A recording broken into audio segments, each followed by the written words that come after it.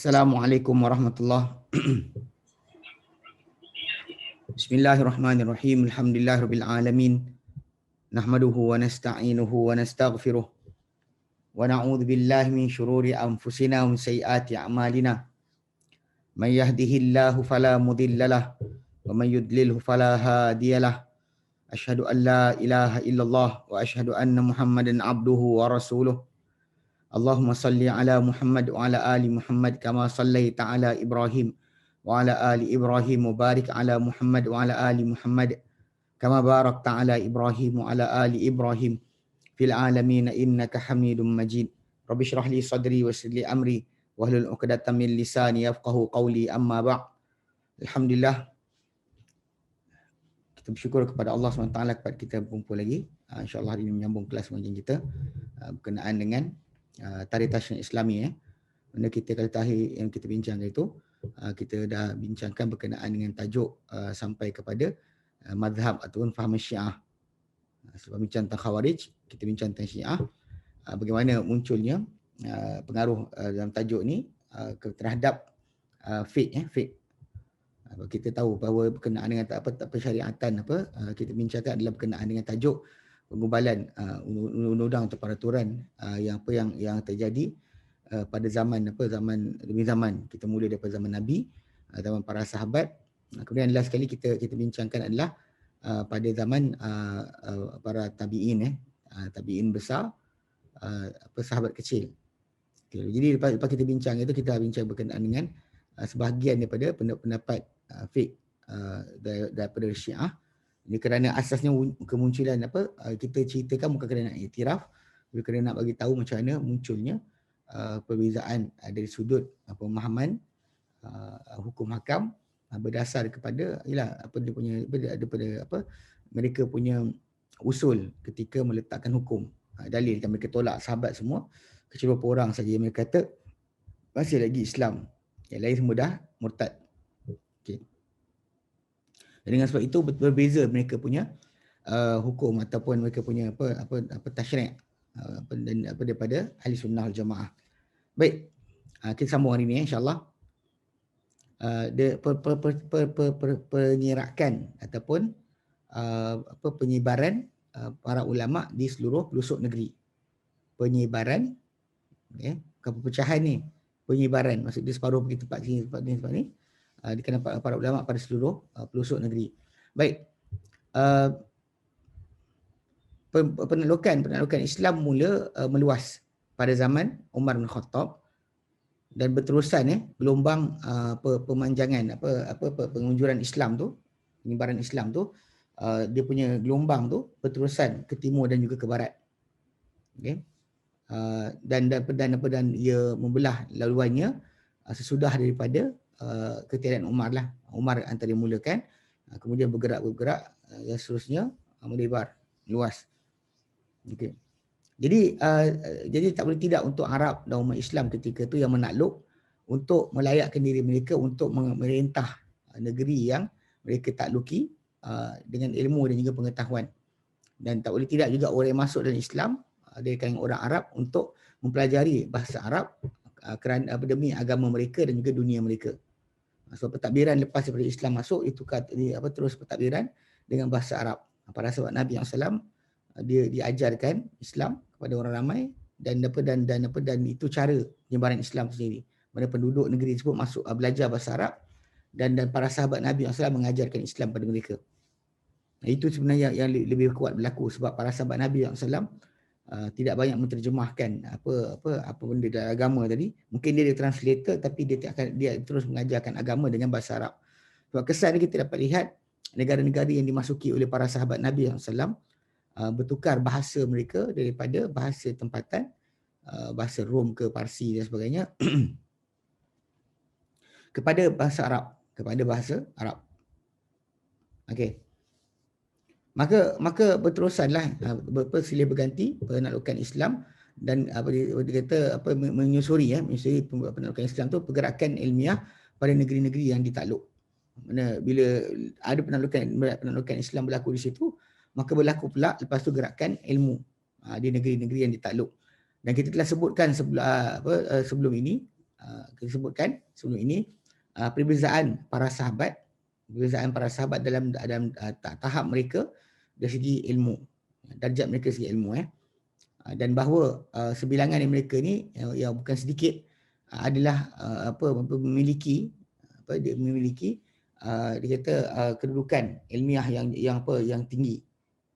Sebilangan yang para sahabat ni bukan sikit, tapi mereka ni mempunyai kedudukan ilmu yang tinggi, dan telah dihitung sebilangan kecil para sahabat itu sebagai lapisan pertama dalam ilmu. Jadi kita sebutkan berkenaan dengan kebanyakan fatwa-fatwa datang daripada 7 orang sahabat kan, daripada Aisyah, Umar, Ibnu Mas'ud, Ibnu Abbas, Ali, Zaid bin Thabit dan Ali dan Zaid bin Thabit.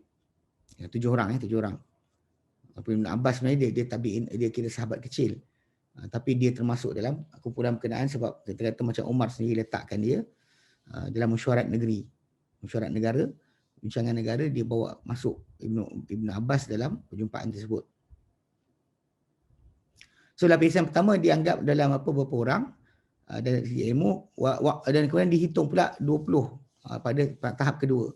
Ada yang 20 lebih orang pada tahap kedua, dan juga dihitung pula lebih kurang 120 orang pada tahap ketiga. Maksudnya dari segi pengambilan ilmu, bukan nak kata yang lain-lain tak pandai, tapi yang dijumpai oleh tabi'in untuk mengetahui agama, ataupun yang dilantik oleh para khalifah pada zaman Abu Bakar, Umar, Uthman, Ali, sebagai guru mengajarkan agama tu, dia adalah dari situ kita kenal mereka, ya. Ibnu Qayyim Al-Jauziyah dalam kitab Ilam Muwaqqi'in, dia ada terangkan tajuk ni. Dia terangkan berkenaan dengan jumlah ataupun kedudukan para sahabat dari segi masalah fatwa. Memang dia letakkan itu ada first level, second, third. Tapi itu bukan masalah kepandaian, tapi masalah berapa banyak diambil dari mereka fatwa. Berapa banyak diambil dari mereka fatwa. Siapakah para sahabat yang fatwa diambil dari mereka. Itu maksud dia. Ya. Okay, kemudian dia kata dan mereka ini, dia kata mereka ini dan mereka itu, yang sikit yang tahap pertama, kedua, ketiga tu berserakan di seluruh pelosok negara Islam sesudah penaklukan. Dia berlaku penaklukan satu tempat, maka datang lepas tu mereka sebagai pengajar. Dan mereka diagihkan atau dibagi-bagikan pada seluruh pelosok, dan kadang-kala kadang-kala tujuan dia kata dia kata sekali-sekala dan tujuan dia kepada mengajarkan yang tujuan untuk pengajaran mereka. Ya, maksud dia untuk mereka mengajarkan. Contoh macam Rasulullah SAW sendiri telah mengutuskan, Rasulullah sendiri telah mengutuskan ke Yaman. Rasulullah sendiri mengutus ke Yaman, ke Bahrain, mengutuskan zaman Nabi hidup, telah utuskan para sahabat untuk mengajarkan agama. Dan Umar bin Khattab dia sebenarnya lebih cenderung kepada mengekalkan para sahabat yang fuqaha yang besar di kalangan para sahabat di Madinah. Umar punya pendapat, dia tak lepaskan kebanyakan daripada fuqaha yang besar tu untuk pergi mengajar. Permulaan. Okay. Kerana tujuan dia untuk supaya dia mendapatkan bantuan dengan mereka dalam berfatwa ketika dibentangkan sebarang kemusykilan. Dihadap sebarang kemusykilan, jadi Umar nak mereka bantu. Jadi Umar tak lepaskan. Dan juga dan untuk beralih supaya Umar dapat serasikan di antara mereka dengan kesibukan kehidupan dunia dan juga dengan keadaan pemerintahan. Umar nak macam tu supaya diorang dapat rasakan, dan juga Umar sendiri pun nakkan macam tu. Okey. Akan tapi walaupun beliau cuba untuk sekat pun, tapi dengan walaupun demikian, beliau sendiri itu Umar bin Khattab telah mengutuskan sebahagian para sahabat sebagai tenaga pengajar, sebagai guru-guru ke seluruh pelosok negeri sesudah mana luas penaklukan Islam. terutama lepas jatuh kerajaan Parsi dan Rom, Mesir kan. Ini tempat-tempat yang amat jatuh kepada Islam setelah mana kewafatan Rasulullah sallallahu alaihi wasallam. Okey. Ini dalam dia cerita kat sini daripada Salim bin Abdullah. Salim bin Abdullah bin Umar, anak bin Umar. Dia kata beliau kata kami dahulu bersama Ibnu Umar, kunna ma'a Ibnu Umar yauma Zaid bin Sabitin, pada hari mati Zaid bin Sabit. Zaid bin Sabit mati, maka dia kata faqultu, berkata Salim bin Abdullah, ma ta'alimun nasi al-yauma, telah mati pengajar orang ramai, guru orang ramai pada hari ini. Faqala Ibnu Umar, berkata Ibnu Umar, yarhamuhullahu al-yauma, Allah Ta'ala rahmati dia pada hari ini. Faqad kana aliman nasi wa habrahum, dia dahulu seorang guru untuk orang ramai dan juga pendeta mereka, alim kitab. Faraqahum Umar fil buldan, dahulu Umar asing-asingkan mereka, itu para guru ketika zaman Umar, dahulu Umar dia agih-agihkan mereka di seluruh negeri, pelosok negeri. Agihkan mereka pada pelosok negeri, itu guru-guru ni lah. Cuma ada sambungan dia kata-kata kat situ, dia kata kat sini, kat dalam tu tak ada, dalam buku tak ada, tapi saya cek balik. Dia kata kat sini dahulunya Umar dia ni seorang alim pada manusia, dan pada khilafah Umar dia adalah pendeta dan juga guru orang ramai, dengan pendeta pada zaman Umar.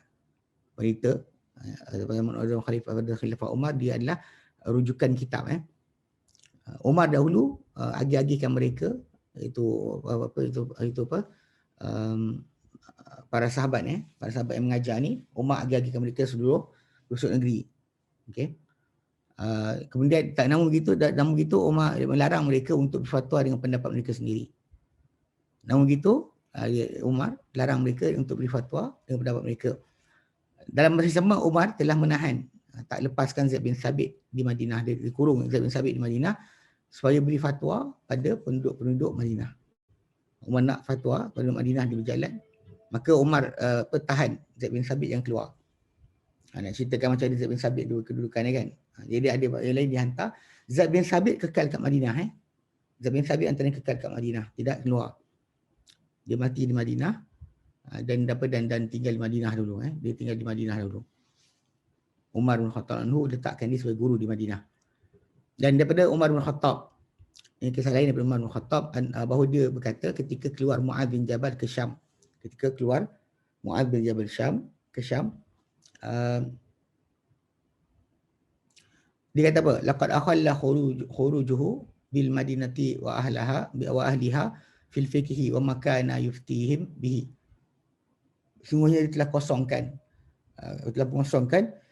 keluarnya dia pada Madinah dan juga pada penduduk Madinah dalam fiqh dan apa yang dia diberi fatwa dengannya, mereka kepada dengannya. Maksud dia keluar tu memberi kekosongan, membuat kekosongan pada Madinah dan juga penduduknya dalam fiqh. Sebab dia dahulu apa yang dia fatwakan adalah fiqh yang diajarkan oleh para sahabat kepada orang di Madinah. Lepas tu Abu Bakar kata, lepas tu Umar kata, walaqad kuntu kallamtu Abu Bakrin rahimahullahu ayyah bisahu li hajatin nasi ilaihi. Sebenarnya aku dahulu telah katakan kepada Abu Bakar rahimahullah untuk tahan dia, jangan lepaskan dia kerana keperluan orang ramai kepadanya. Fa aba alayya, lalu namun Abu Bakar telah enggan terhadap aku. Wa qala, dan berkata Abu Bakar, rajulun arada jihadan, dia seorang lelaki yang nakkan jihad, yuridu syahadah, dia nak mati syahid, fala ahbisahu, maka aku takkan kurung atau tahan dia, takkan tahan dia. Maka berkata Umar bin Khattab, faqultu wallahi inna rajula la yurzaqu asyhadatu wa huwa ala firashihi. Demi Allah, seorang lelaki itu pasti diberikan syahadah, menepah mati syahid, sedangkan dia mati di atas katil dia. Tak kisah dia mati di mana, kata Umar lah. Bagi Umar bin Khattab anhu, dia ikut berjihad, tapi dia lihat bahawa kepentingan ilmu tu sangat besar.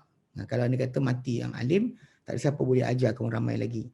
Adapun kalau dia kata yang mati untuk dalam peperangan, ramai boleh mati, ramai boleh korbankan nyawa, tapi untuk ilmu Dia bukan ni semua orang boleh. Okay? Baik. Waktu Abu Umar dan telah menulis Umar kepada penduduk Kufah ketika mana dia utuskan beberapa orang sahabat ke Kufah untuk mengajarkan agama. Dia kata ini ba'athu ilaikum bi Abdullah bin Mas'ud muallima. Aku mengutuskan kepada kalian Abdullah bin Mas'ud sebagai guru. Wazira dan juga sebagai pembantu pemerintahan wazir, nasihat. Wa athartukum bihi ala nafsi, dan aku lebihkan kalian dengan dia mengatasi diriku sendiri. Benar kalau aku ikutkan aku nak dia dekat sini. Fakhudhu anhu, maka ambillah daripada dia, ambillah ilmu daripada dia. Faqadima Kufata wa nazala biha, maka telah datanglah Ibn Mas'ud, Allah Ibn Mas'ud ke Kufah dan dia menetap padanya lah. Wa batana bihadaran ila janibil masjidi, dan dia telah bina di Kufah tu satu rumah di sebelah masjid, berdekatan dengan masjid. Jadi itu Allah bin Mas'ud radhiyallahu anhu. Okey. Jadi dia kata dan sesudah daripada zaman Umar telah menjadi banyak penyebaran para sahabat di negeri-negeri yang ditakluk. Sebenarnya Umar bin Khattab dia tahan. Zaman dia para sahabat yang besar dia tak lepaskan. Jadi dia jadi khalifah, dia kata aku nak tanya siapa.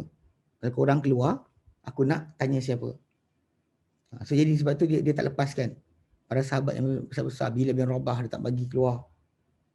Ada orang bising lah kenapa Umar tak bagi dia keluar. Pasal tajuk tak nak bagi keluar tu adalah kerana bimbang tak ada orang dia nak musyawarat nanti. Dia nak ambil pendapat, nak tanya tentang hukum hakam. Itu Umar bin Khattab punya tawaduk.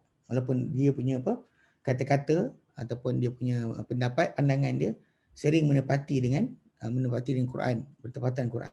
Dia fikirkan apa, dia katakan suatu benda tak dalam Quran turun serupa seperti kata-kata dia, seperti yang dia cadangkan. Itu nak ceritakan bahawa orang yang macam tu kedudukan, tapi dia masih lagi dalam keadaan tawaduk, rendah diri, dan dia masih lagi sibuk untuk kata pada orang ramai, untuk kata pada orang ramai bahawa dia tak reti, tak tahu, untuk tunjukkan tawaduknya dia, walaupun dia sebenarnya mempunyai ilmu yang sangat luas. Waktu dia tak nak kan, dia tahan para sahabat, tak boleh keluar. Dia keluar kan. Tapi lepas zaman Umar dah mati, naik Osman, ketika itu banyak penyebaran para sahabat lah di seluruh pelosok negeri-negeri yang takluk Islam, dan telah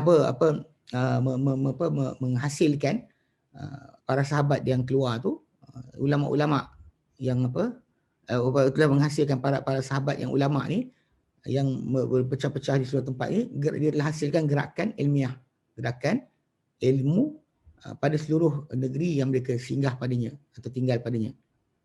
Okey. Dan untuk pada setiap seorang di kalangan mereka ni pengetahuan apa yang kadang-kadang tidak ada pada yang lain. Tapi apa yang ada pada A, yang tak ada pada B. Beritahu para sahabat Nabi SAW dalam kedudukan mereka duduk dengan orang ramai, panggil apa dengan Nabi sendiri SAW. Mereka pun kadang-kadang ada tempoh-tempoh, ada hari-hari mereka tak ada. Hari-hari mereka tak ada. Macam kita pernah terangkan bagaimana percanggahan bacaan Quran tu punca dia sebab sahabat tu datang pada hari tertentu, kemudian pada hari lain yang dia tak datang, Nabi ajar Quran pada orang lain, surah yang sama tapi bacaan yang berbeza. Kebetulan mungkin kabilah Arab yang datang, dari kabilah yang lain, Nabi baca kepada mereka untuk mudah mereka baca. Okay, jadi dengan sebab itu ditimbullah masalah bacaan Quran tadi. Bila kita tengok diorang datang, dengar-dengar orang ni baca tak serupa. Macam Ubay bin Ka'ab sendiri pernah mengadu. Dua orang dia dengar baca berlainan daripada apa yang dia belajar. Umar pernah tegur Hisham bin Hakim bin Hizam yang kita ambil semalam hadis. Memang Umar bin Khattab lalu dia sendiri pun pernah confuse tajuk tu. Sebab kalau itu diorang macam tu dalam bacaan Quran pun mereka terlepas, apa lagi dengan yang lain? Mesti ada orang lain dengar, dia tak dengar. Orang lain dengar, mereka tak dengar. Okey. Jadi dari sisi setiap satu di kalangan mereka, seorang di kalangan mereka ni pengetahuan apa yang kadang-kala tidak kuat tidak ada di sisi orang lain. Dan mereka membentuk madrasah yang bersistem bersistem dalam pengajaran mereka, dan ketika mereka mengajarkan, mereka telah bina madrasah atau bersistem cara berfikir, cara faham dalil. Dan juga untuk mereka ada pelajar yang menukilkan daripada mereka pengetahuan, ilmu. Ya. Maka lalu telah keluar pada mereka ni para tabi'in. Takharraja. Mana keluar, dihasilkan daripada mereka ni para tabi'in. Terhasil daripada mereka para tabi'in dan telah terkesan di negeri yang mereka tinggal padanya dengan karakter mereka ataupun kepribadian mereka. Okey. Okey, dan semua orang-orang berkenaan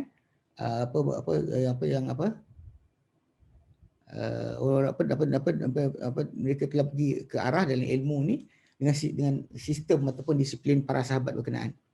Okey. Jadi daripada benda jadi daripada termasuk daripada perkara yang tabi'i lah, yang sepatutnya memang dikata secara asalnya perkembangan gerakan ilmiah ni pada bandar-bandar terutamanya. Sebab kerana bandar ni paling ramai manusia dan paling cukup dari segi binaan, tempat tinggal dan sebagainya. Jadi orang ramai kebanyakannya berada di situ. So memang pusat bandar ni adalah tempat penyebaran bagi ilmu, bukannya pendalaman tempat kita belajar adab dan sebagainya. Tapi ilmu tu disebarkan pada bandar-bandar. Pada bandar-bandar. Ini kenapa para sahabat Nabi berada di bandar, dia tak nyuruk dalam hutan ke, tak ada. Mengajar agama tak nyuruk, dia tak ada nyuruk. Cuma dia mengajarkan benda ni pada bandar-bandar. Okey. Okey, dia kata kat sini, contoh dia bagi kat sini Mekah. Mekah dia kata telah melantik Rasulullah SAW di Mekah ni setelah penaklukan Mekah, letak Muaz bin Jabal untuk memahamkan ahlinya. Memfaqihkan ahlinya itu agama dan mengajarkan mereka halal dan haram. Membacakan mereka Al-Quran dan dia Muaz bin Jabal ni adalah di antara fuqaha Ansar yang paling afdal. Orang Ansar ramai kan, macam saya bilang fuqaha Ansar juga. Tapi dia ni Muaz bin Jabal antara yang paling afdal di kalangan fuqaha Ansar dari segi ilmu dan juga akhlak. Dan dianggap dia ni sebagai guru di Mekah pada zaman dia. Okey, dia kata dan apabila zaman khilafah berlaku percenggahan di antara Abdul Malik bin Marwan dengan Abdullah bin Zubair.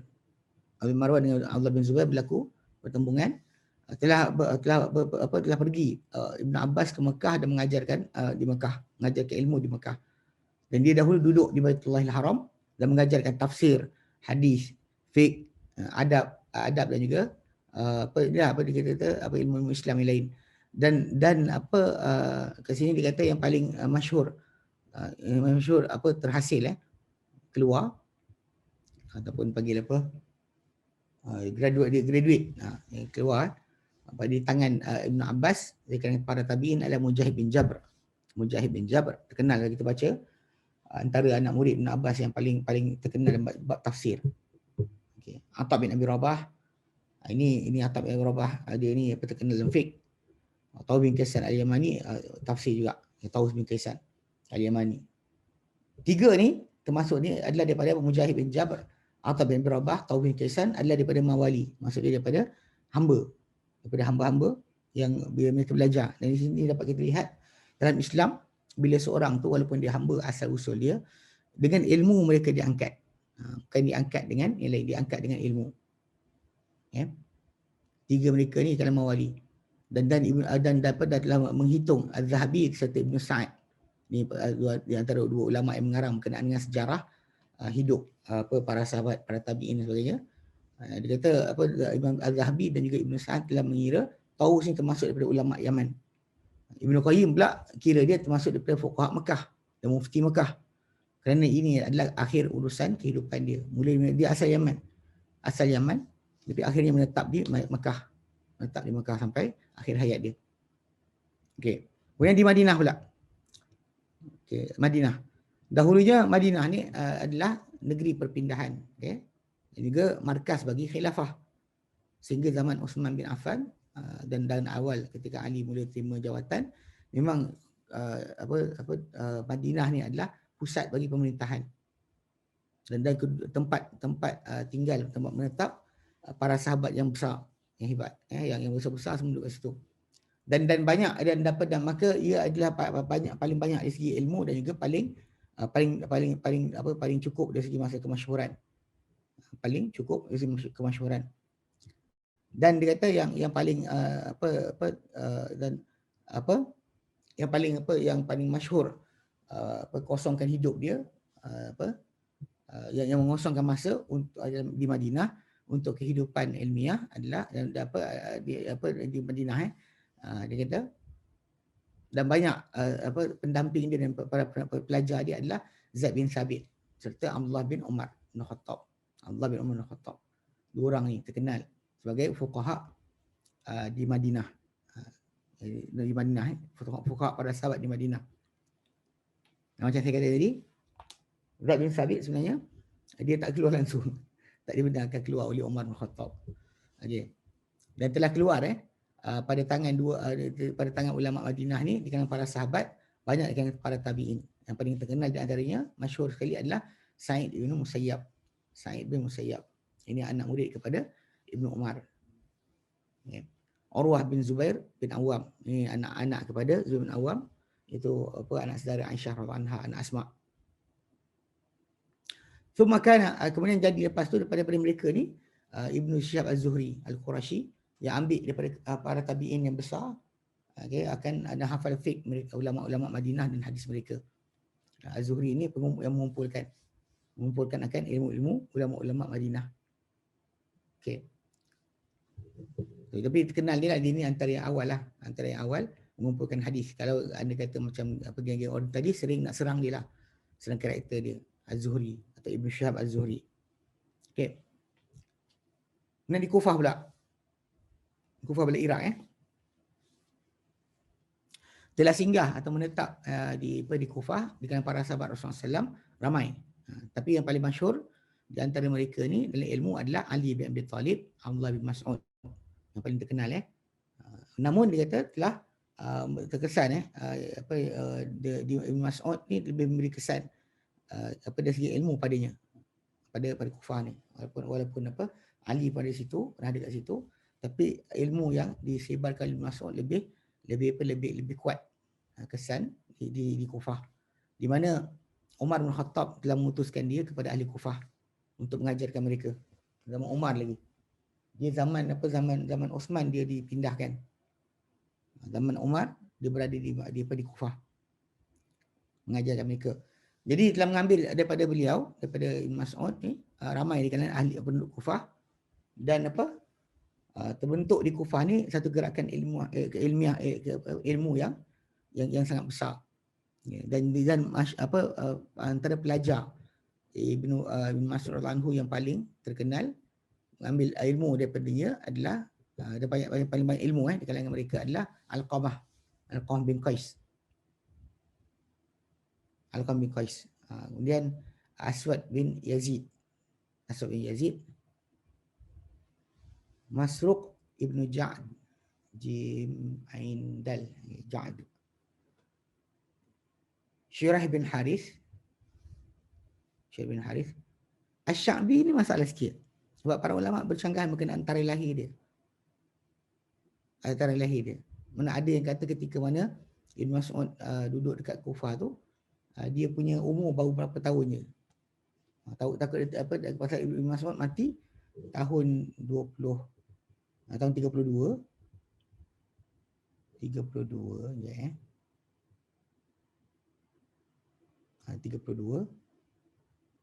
Dia lahir ada kata 21, ada kata 30 lebih. Jadi pasal dia punya tarikh lahir dia dipercanggahkan. Asy-Sya'bi, Amir Asy-Sya'bi. Ada lahir tahun 16. Kalau dia lahir tahun 16 ketika Ibn Mas'ud radhiyallahu anhu ada dekat pasal Ibn Mas'ud radhiyallahu anhu akhir hayat dia tak duduk dekat Kufah. Itu kena jugalah. Mas'ud 32 tolak 16. Okey, kalau anda kata ni dia mati ketika, kalau dia kata dia lahir tahun 16 ketika Ibn Mas'ud mati umur dia 16 tahun.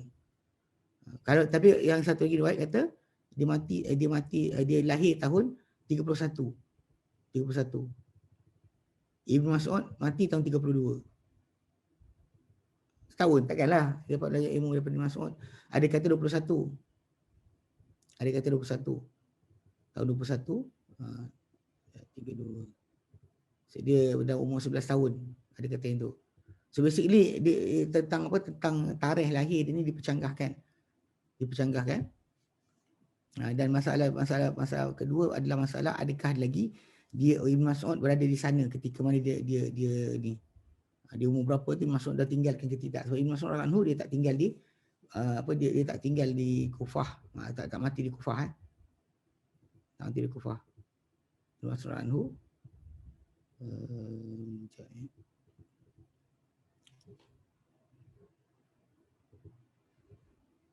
kita pernah sebut itu kan berkenaan dengan tajuk apa? Tajuk dia punya hadis yang diriwayatkan tentang tajuk baca 10 ayat awal daripada Al-Baqarah, 10 ayat awal daripada 10 ayat daripada Al-Baqarah cukup untuk tak payah baca yang lain dan sebagainya. Pasal dia last kali ini masuk dalam kan.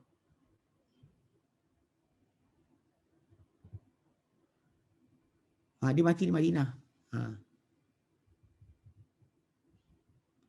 Dia mati di Madinah.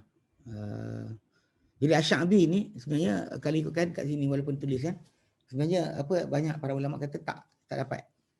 Sebab yang saya sebut kan tentang riwayat baca 4 ayat awal surah Al-Baqarah, kemudian ayat 255, ayat kursi, ayat 163, ayat 255, kemudian ayat kursi, kemudian amanah Rasul.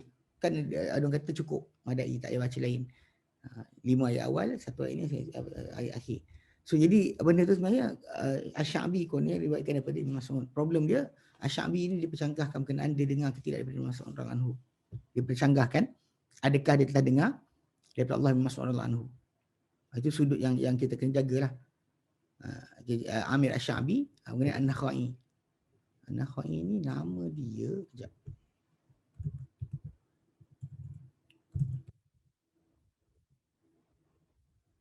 An-Nakhai. Okey, An-Nakhai nama dia Ibrahim bin Yazid An-Nakhai.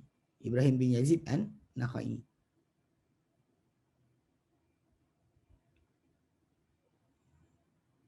Ini pun masalah juga. Sebab apa?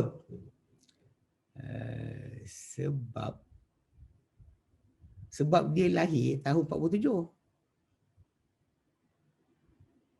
Lahir 47. Ibn Mas'ud mati tahun 32. Tang mana berjumpanya? Macam mana berjumpa? Tak boleh lah. Mungkin dia ambil daripada orang lain lah. Daripada macam Al-Qamah tu pak saudara dia. Al-Qamah bin Qais tu pak saudara dia. Aswad bin Yazid An-Nakhai. Aswad bin Yazid tu pak saudara dia juga. Dia punya mak, pak saudara belah mak. Pak saudara belah mak, adik-adik mak dia. So dia tak boleh juga kata dia ni anak murid Ibn Mas'ud. Kalau terkesan mungkinlah sebab ni Al-Qamah ni, Aswad ni, ini pak saudara belah mak dia, belah bapak. Adik-adik belah bapak. Ini adik-adik mak dia. Ni adik-adik bapak dia, adik-adik mak dia. Yang Nakhai ni Jadi tak kena sebenarnya nama tu. Sa'id bin Jubair. Sa'id bin Jubair. Sekejap cari. Jangan salah ni lah.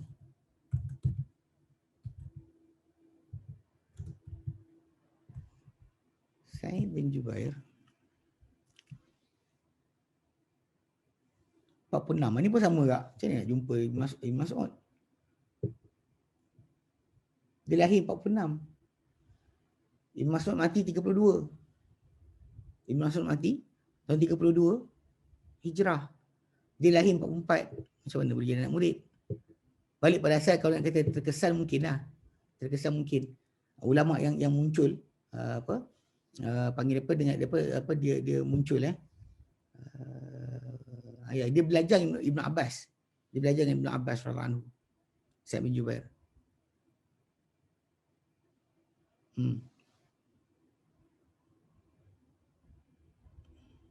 Abdullah bin Umar dia sempat, dia tak sempat dengan tak sempat dengan apa? Tak sempat dengan Abdullah bin Mas'ud radhiyallahu anhu, tak sempat. Saya cek balik sebenarnya pasal nama-nama tu kadang tak tak kena. Pasal 3 dah ni. 1 2 3. 3 orang ni. Ini bukan nama direct. Kalau nak kata dia orang terkesan dengan orang atas ni, yang ambil ilmu direct daripada Ibn Mas'ud radhiyallahu anhu. Adapun dia orang sendiri yang bawah ni bukan. Okay? Baik. Tapi mereka adalah ulama di Kufah. Kena faham. Mereka lepas tu jadi ulama di Kufah. Cuma sebagian mereka ni bukan anak murid pada Ibn Mas'ud radhiyallahu anhu. Baik. Basrah pula. Di Basrah, demikian juga di Basrah, Iraq juga dia kata telah turun atau singgah di Basrah sebilangan daripada para sahabat. Yang besar di kalangan para sahabat. Dan paling masyhur di kalangan mereka dalam ilmu adalah Abu Musa Asy'ari serta Anas bin Malik. Anas bin Malik radhiyallahu anhu. Khadam Rasulullah sallallahu alaihi wasallam. Dan di antara yang paling terkenal keluar daripada madrasah Basrah ni adalah Abu Hasan Al-Basri. Abu Hasan Al-Basri, Muhammad Ibn Sirin. Ini yang terkenal lah. Namun kedua-dua mereka ni daripada anak hamba. Ini berkali-kali disebutkan dalam tajuk ni. Tak ada sebarang masalah dalam Islam ni orang tu anak hamba ke anak apa ke. Yang penting diorang memang jujur dengan Islam, maka diangkat kedudukan mereka walaupun mereka ni asalnya anak hamba. Tak ada kasta dalam Islam. Tidak ada kasta dalam Islam. Tak ada kalau orang tu anak tok guru je boleh jadi tok guru. Tak ada. Dia jadi guru ke, jadi anak murid ke, berdasar pada ilmu masing-masing. Tidak ada pengaruh keluarga tu menjadi tajuk. Okey. Dan di Syam pula. Di Syam dia kata telah diriwayatkan bahawa Yazid bin Abi Sufyan telah menulis kepada Umar. Ini waktu dia duduk di Syam. Di Syam Umar letakkan di Syam.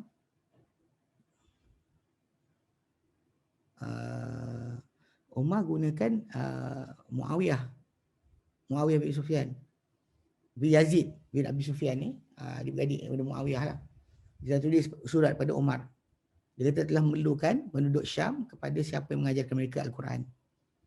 Penduduk Syam perlukan kepada siapa yang boleh ajar mereka Al-Quran. Lalu Umar telah utuskan Mu'az bin Jabal, Ubadah bin As-Samit, Abu Darda. Ini yang dihantar oleh Umar bin Khattab ke Syam. Syria, Jordan, Palestin, kawasan tu. Dihantar mereka ni untuk mengajarkan Quran pada orang ramai. Lalu telah menghabiskan Mu'az bin Jabal akhir hayat dia di Syam sebagai guru. Dia mati di sana. Dan berakhir tempat menetap dia di Palestin. Yang kemudian telah memegang Ubadah bin As-Samit pemerintahan atau pengurusan Hims dekat Syam juga. Dan kemudian menetaplah Abu Darda di Dimashq. Okey. Dan keluar daripada tangan mereka ni semua sekali ramai dengan para tabi'in seperti Abi Idris Al-Khawlani, Makhul Ad-Dimashqi, Umar Abdul Aziz, Raja Al-Haywah, kemudian dia menjadi imam ahli Syam Abdul Rahman bin Al-Auza'i. Lepas itu yang jadi ketua mereka di Syam selepas tak ada para sahabat adalah Abdul Rahman Al-Auza'i. Semua ini kita dapat kita lihatlah bagaimana mereka menjadi sebagai tempat pengeluaran para ulama lepas mereka. Jadi Mesir pula dikira Abdullah bin Amr bin As. Abdullah bin Amr bin As sebab balik pada asal yang dihantar adalah Amr bin As, bapa dia. Anak dia itu Abdullah bin Amr bin As. Ini dianggap sebagai sahabat paling masyhur yang tinggal di Mesir, mengajarkan ilmu daripadanya. Mungkin bapa dia sibuk dengan pemerintahan, dia antara mengajarkan ilmu. Dan dia ni adalah orang ramai, manusia paling banyak dari segi hadis daripada Rasulullah SAW. Dan dia telah berlaku dia telah mendirikan gerakan ilmiah di Mesir. Dan telah ambil ilmu daripada dia ramai di kalangan penduduk Mesir. Yang paling terkenal dia sesudah dia tak ada adalah Yazid bin Habib, guru kepada Laith bin Sa'ad. Laith bin Sa'ad ni terkenal. Imam Syafi'i pun sebut nama dia. Imam Syafi'i kata lebih faqih berbanding Imam Malik. Tapi dalam masa guru kepada Laith bin Sa'ad adalah Yazid bin Habib, anak murid kepada Pak Abdullah bin Amr bin As. So, kat sini dapat lihat macam mana mereka semua belajar, ada guru mereka daripada atas. Okay. Kemudian Yaman. Di Yaman pula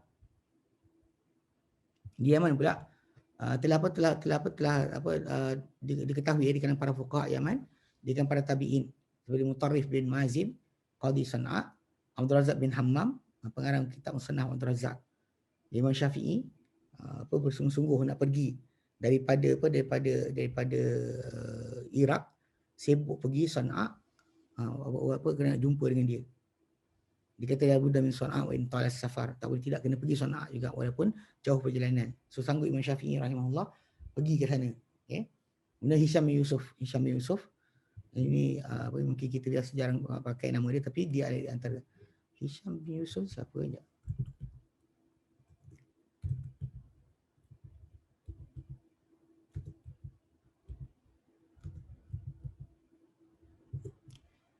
Okey, Hisham bin Yusuf As-San'ani. Okey. Ini Sana'a Yaman lah.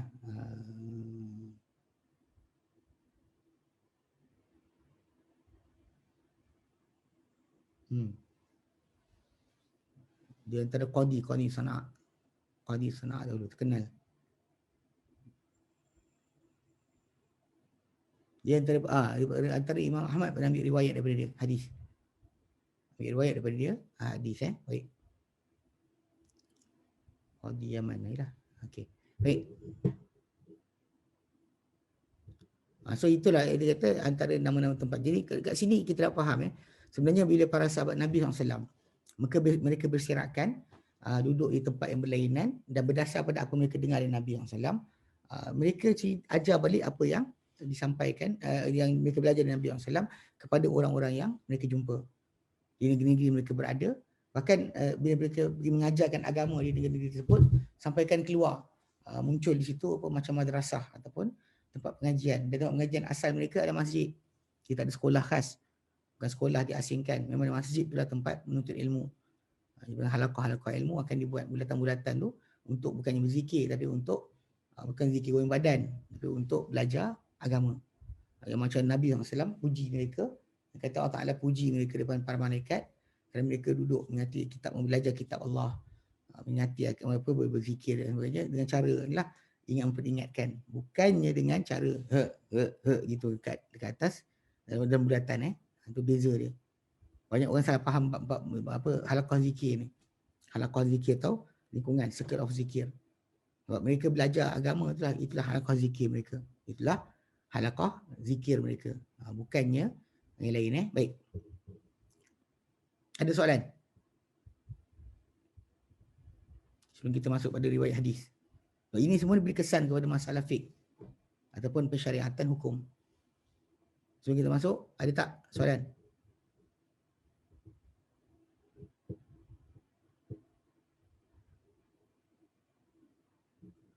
Cek, tak ada. Soalan tak ada? Tak ada Dan kelas pun tak ada. Dalam grup ni pun tak ada juga. Tak apa. Okey, riwayat hadis pula. Periwayatan hadis. Ini semua ni adalah di antara benda yang berlaku pada zaman para tabi'in.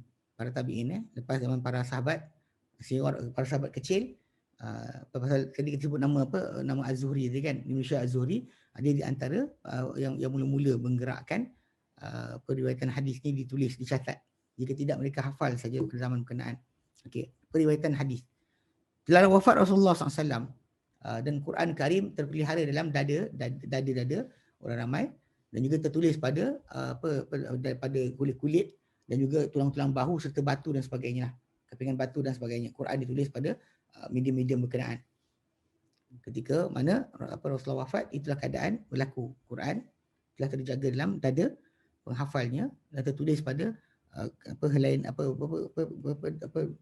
bukan helai lah, kulit-kulit dan juga tulang-tulang bahu unta serta batu-batu. Okay. Adapun sunnah pula, ia tidaklah keadaannya sedemikian. Kerana ia tidak lagi dicatatkan, belum lagi ditulis, disusun macam disusun Al-Quran. Dengan sebab yang kita telah isyaratkan kepada sebahagian sebelum ini. Banyak sebab kita katakan kenapa sunnah tak dikumpulkan lagi.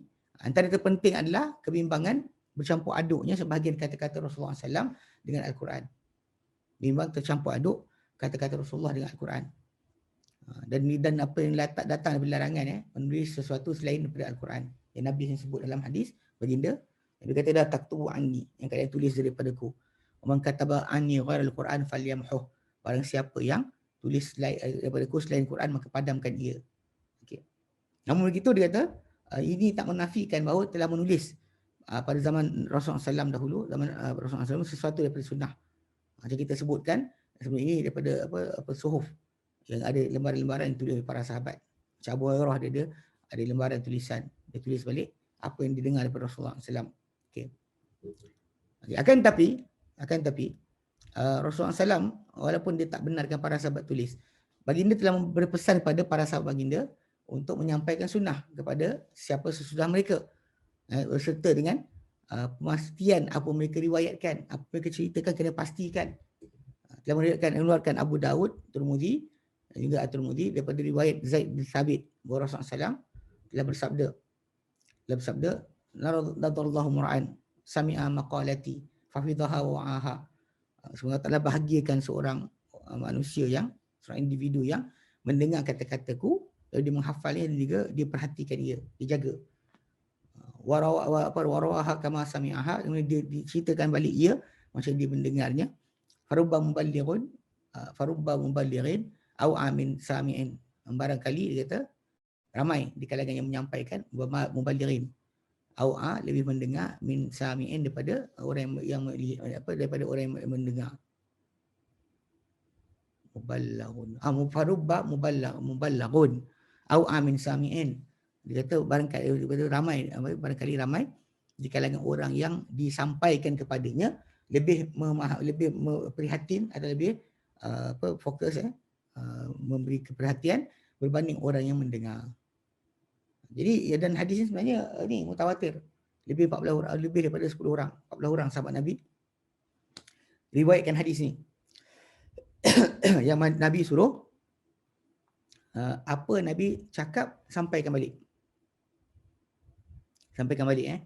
Hadis ni adalah mutawatir. Okey. Dan jadi telah melakukan telah mencontohi atau melakukan patuh para sahabat akan perkara ini dan mereka sampaikan amanah Rasulullah SAW kepada umat baginda. Terutamanya dalam keadaan mereka telah bersirakan pada pelosok negeri. Lagi-lagi mereka sibuk dengan menyampaikan. Dan mereka menjadi pada tempat berkenaan sebagai guru-guru. Dan menjadi anak murid pada mereka para tabi'in. Dan telah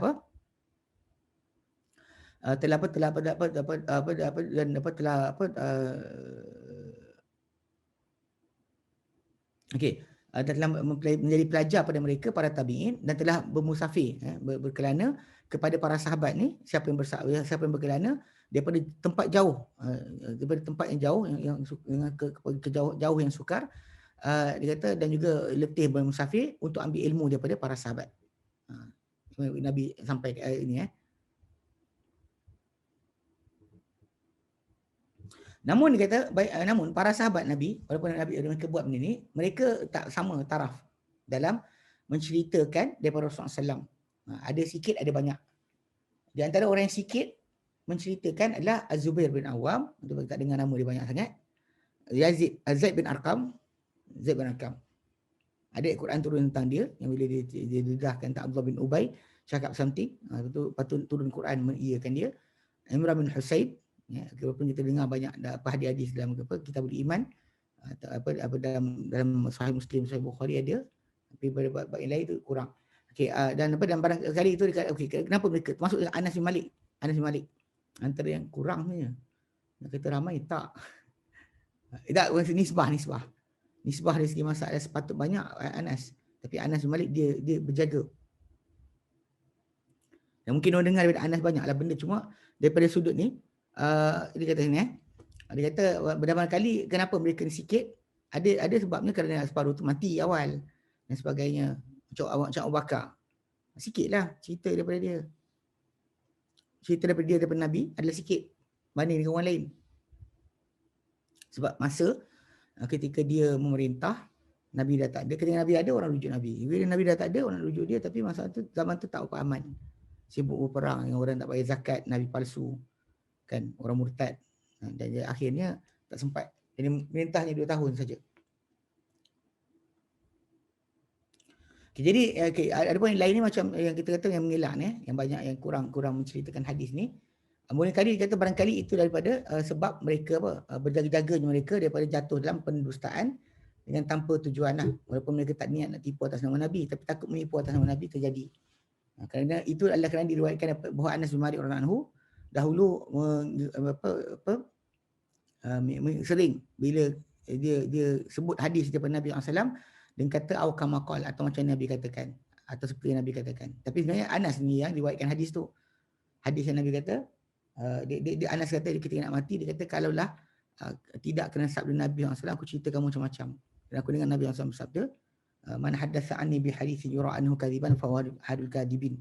Siapa yang cerita daripada aku satu cerita yang dilihat dia adalah pembohongan, maka dia salah seorang pembohong. Ni direct dengan jelas. Sebab tu kita kata Anas bin Malik radhiyallahu anhu dia tak nak cerita banyak. Tapi nama dia masuk dalam yang ramai. Sebab ada juga dia jawab soalan orang sebagainya. Di antara orang yang ramai kan adalah Abu Hurairah sendiri. Abu Hurairah terkenal lah. Aisyah, Abdullah bin Umar, Abdullah bin Abbas, Jabir bin Abdullah, Anas bin Malik. Abu Hurairah radhiyallahu anhu macam disebutkan oleh sebahagian para pengkaji, dia ada lebih kurang 5,374 hadis.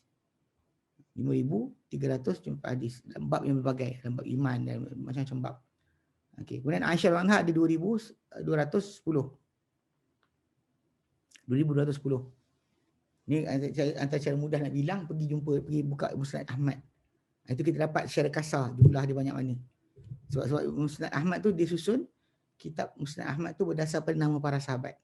Mana apa yang Aisyah riwayatkan, apa yang Abu Bakar riwayatkan. Dia tengok banyak mana. Kat situ yang paling mudah lah Musnad Ahmad, yang paling mudah membantu untuk perkara ni. Okay, dan dia kata, dan Abdullah bin Umar, Anas bin Malik, ada lebih kurang dia macam macam Aisyah radhiyallahu anha punya musnad, dan 2,000 lebih. Tapi dia kata Jabir bin Abdullah, Abdullah bin Abbas, dia kata lebih daripada 1,500 lah. Dan kita melihat sebagian para sahabat tidak datang daripada ni kecuali sikit dan jarang, dia kata. Okey. Nah, ini di antara perkara yang membantu golongan yang banyak riwayat ini adalah dalam hadis adalah panjang hayat mereka sesuai Nabi SAW. Dan juga lamanya berteman mereka, dan juga banyaknya mereka ambil daripada banyaknya pendamping-pendamping mereka, dan banyaknya orang ambil ilmu dari mereka.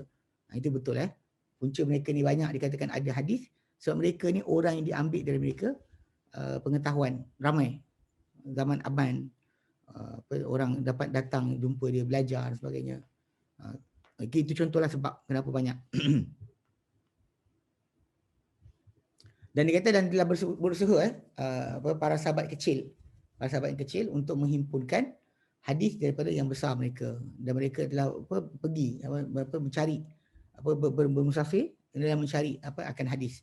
Al-Bukhari rahimahullah telah keluarkan kitab Adab Mufrad, dan juga Ahmad atau Tabrani serta Baihaqi, lafaz dia oleh Baihaqi daripada Jabir bin Abdullah. Beliau berkata, telah sampai kepadaku hadis mengenai seorang lelaki daripada sahabat Nabi SAW, daripada Rasulullah SAW, yang aku tak dengar ia daripada baginda.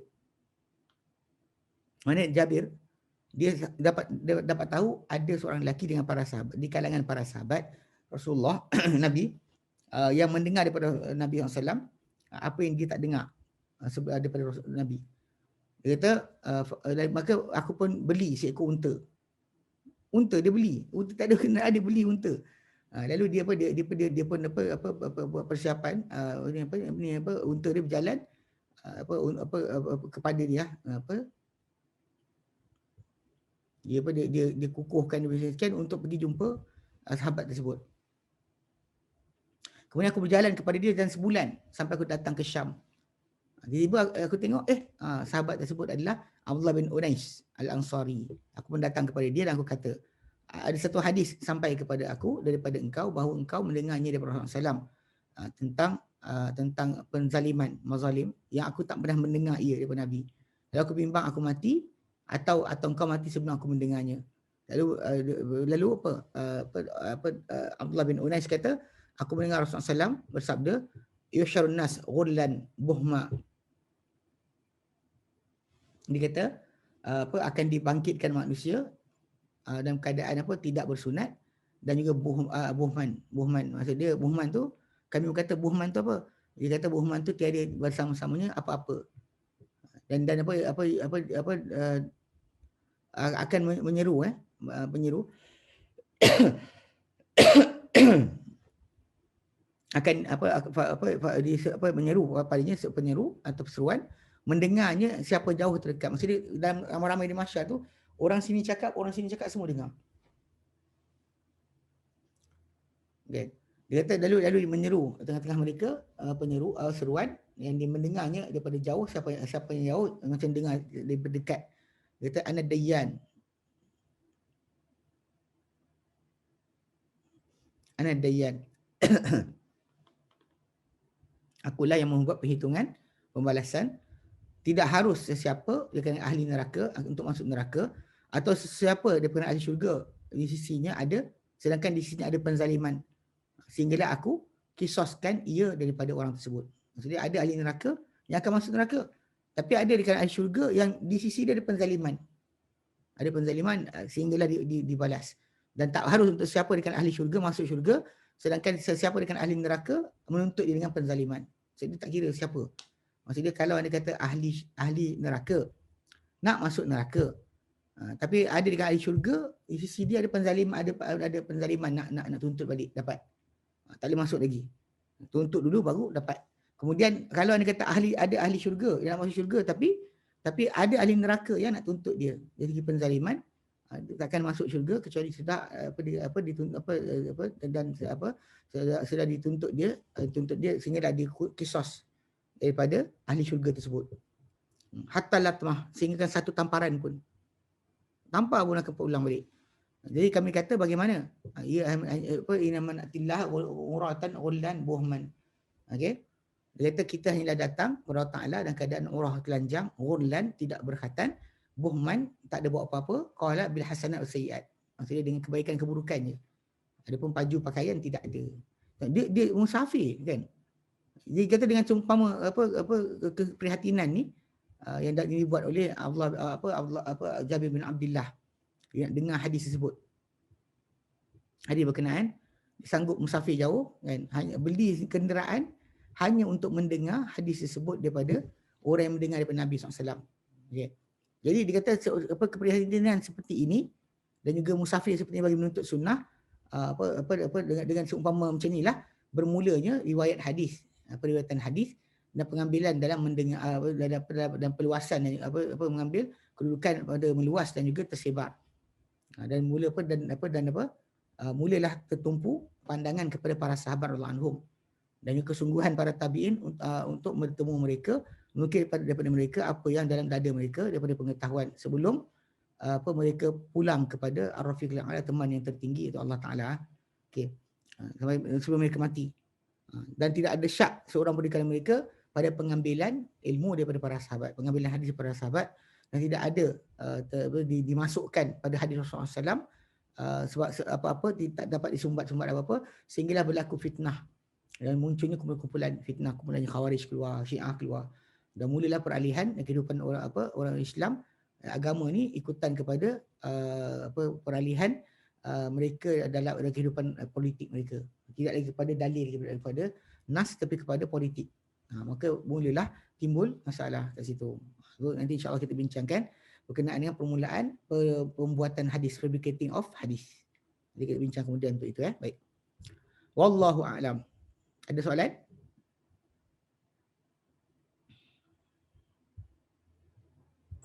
YouTube tak ada Ustaz. Ada kita ada, kita berhenti sini, insya-Allah sambung kemudian. Allahu a'lam wa sallallahu ala sayyidina Muhammad wa sallam, alhamdulillahirabbil alamin. Subhanallah, asyhadu an la ilaha illa anta, astaghfiruka wa atubu ilaik. Assalamualaikum warahmatullahi wabarakatuh.